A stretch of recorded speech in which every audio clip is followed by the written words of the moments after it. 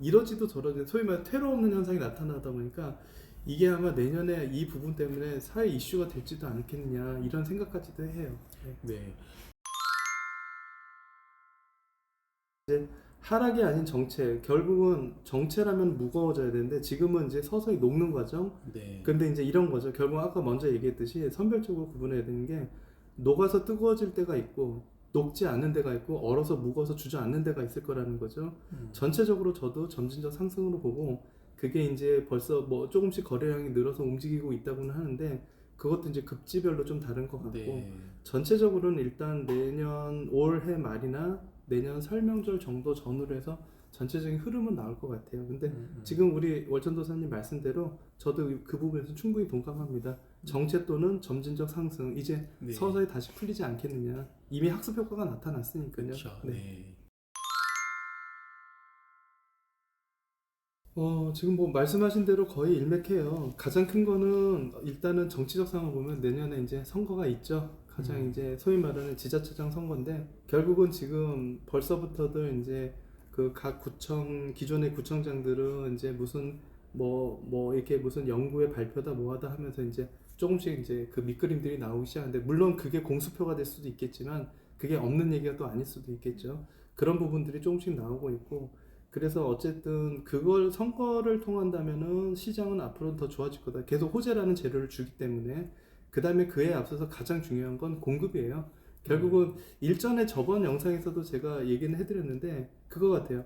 원하는 니즈가 있는데 원하는 지역에 원하는 니즈에 공급을 해야 되는데 일단 다 때려 막았잖아요. 그럼 결국은 뭐냐면 공급을 지금 아무리 풀어준다 해도 공급의 현실화는 앞으로 4, 5년 뒤, 5, 6년 뒤, 최장 10년 뒤에 나타나야 되니까 그럼 그때까지는 수요는 계속 넘치는데 네. 하지만 공급은 없다. 근데 이제 정부의 코드는 공급이 있다라고 하지만 그러니까 이런 거죠. 우리가 원하는 수요가 없는, 원하는 공급이 없는 거예요. 항상 니즈는 좋은 지역에 애들도 키우기 좋고 학교도 잘 다니기 쉽고 그다음에 직장도 출퇴근하면서 새 아파트를 원하는데 지금 그런 쪽에 하는 공급은 거의 다 막혀져 있는 상태. 이제 푼다 하더라도 이게 현실이 되려면 또 재개발 재건축의 특징상 뭐냐면 이해관계자가 이제는 많잖아요. 단순히 토지를 밀어서 개발하는 형태가 아니기 때문에 그래서 더뎌지다 보니까 결국은 뭐다? 공급은 계속 없다라고 추정할 수밖에 없고 그러면 원하는 지역에 공급이 없다면 결론은 뭐죠? 가격은 오를 수밖에 없다라는 거죠. 그 다음에도 이제 첫째 이제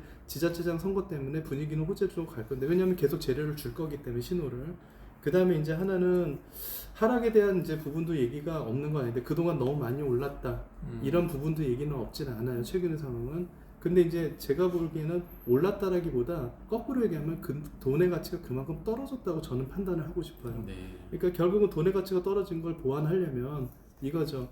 내가 있는 위치가 돈의 가치를 떨어지는 걸 보완하고도 올라가는 지역이면 결국 상급지가 되는 거고 그렇지 못하면 중급지 아니면 그보다 못하면 하급지가 되는 거죠. 그래서 어찌됐든 내년에 공급 부족 현상은 그대로 갈 것 같고 네. 지자체장 선거에 따라서 어떻게 될지 그 다음에 마지막 하나가 이제 심리적 변화를 줄 수 있는 포인트가 하나가 있는데 그게 바로 이제 5월 9일 대책 종부 우리가 이제 종부세를 떠나서 이제 우리가 양도세 중과제도가 다시 복권을 할 거냐 네. 말 거냐인데 그거는 아마 올해 이제 12월 말이나 아니면 내년 2월 안에는 결정이 나겠죠. 네. 그거에 따라서 이제 기존에 이제 가지고 계신 특히 연세 많은 분들 지금 팔아야 되는데 팔지도 못하게 일단 퇴로를 막은 상태니까 이분들이 최근에 상당히 많으세요. 과연 내가 이거 5월 9일 이것 때문에 어떻게 해야 되냐, 그 전에 할 수 있느냐 없느냐. 포레온 같은 경우는 이 5월 9일이라는 기점이 되게 중요한 포인트가 되긴 해요. 근데 비단 포레온을 떠나서 사람들의 심리를 이제 어찌 보면 이 부분을 가지고 이것 때문에 다시 또 오히려 물량이 늘어나지 않겠느냐 하는데 글쎄요 제가 보는 물량 이걸로 나오는 물량보다는 오히려 공급 부족의 물량이 더 심각하지 않겠느냐. 네. 예. 그리고 좀 미세하지만 상저하고로 저는 봐요. 내년 정도는. 상저하고. 네. 네.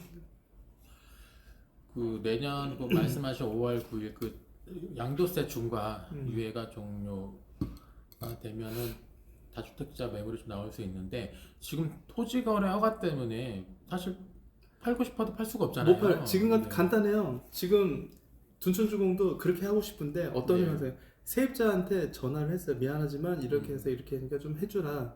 영도에 대한 그 부분에 보상해줄 때에도 세입자가 어딜 갈 수가 없어요. 그렇죠. 전세값은 이미 오를 만큼 네. 다 올랐고 우리가 이거 입주장할 때 전세가 뭐 7억대, 6억대부터 시작해서 9억대 했는데 지금은 전세가가 14억에서 플러스 마이너스 알파예요. 뭐 지금 15억까지도 나오는데 그러면 이때 들어갔던 세입자들이 어디를 갈 수 있겠어요? 그러면 그만큼을 보전을 해줘야 되는데 그러면 매도인으로서는 너무 큰 고민이 되잖아요. 그렇죠. 그러니까 네. 이러지도 저러지 소위 말해 퇴로 없는 현상이 나타나다 보니까 이게 아마 내년에 이 부분 때문에 사회 이슈가 될지도 않겠느냐 이런 생각까지도 해요. 네. 네.